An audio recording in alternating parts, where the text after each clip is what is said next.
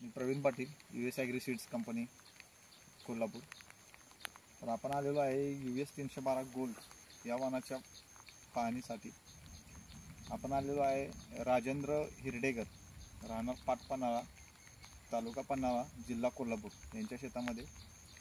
तर यांचं शेत असं आहे की नदीच्या एकदम काठावरती आहे.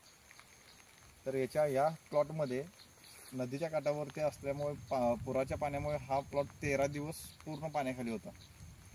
त्या त्यामध्ये 10% फक्त डॅमेज झालेला आहे. बाकी सगळा प्लॉट एक्सलंट आहे. तर आपण जाणून घेऊ आपल्या शेतकरी बंधूंचे काय, त्यांना आपल्या 312 गोल्ड या व्हरायटी विषयी काय वाटतं. साहेब, तुम्ही आता 312 गोल्ड लावलंय, तर याच्यामध्ये तुम्हाला काय वाटतं की पुराच्या पाण्यामध्ये कसं टिकतं काय? आता ही US 312 गोल्ड ही व्हरायटी आम्ही वापरली.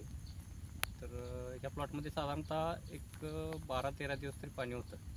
पूर्ण शेंडे बुडून होतं. नदीचे क्षेत्र जवळ असल्यामुळं, नदी शेजारीच असल्यामुळे पिकाच्या पुराचं पाणी बाहेर पडलं की डायरेक्ट ह्यात अशा पद्धतीने जवळपास 12 ते 13 दिवस पाणी राहिले.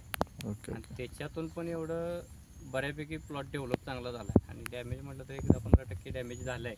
नाही असं पण नाही, कारण एवढ्या दिवसात पाणी राहून सुद्धा व्हरायटीनं US 312नं चांगली साथ दिली नाही. आता भाताची अवस्था बघितली तर एकसारखं समान दिसते.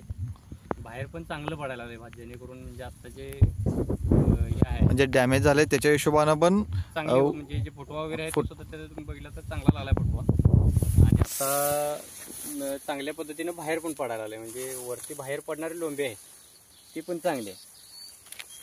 म्हणजे बाहेर पडणारे लोंबे सुद्धा एकदम चांगली क्वालिटीचे आहे. ठीक आहे, तुम्ही इतर शेतकऱ्यांना काय सल्ला द्याल? जर नदीबुड क्षेत्र असेल तर चांगलं उत्पादन मिळावं, किंवा पूर येऊन सुद्धा जर चांगलं उत्पादन घेणं आपल्याला आवश्यक असेल तर US 312 सारखी व्हरायटी वापरायला काही हरकत नाही, असं एक माझं प्रामाणिक मत आहे. ठीक आहे, धन्यवाद सर.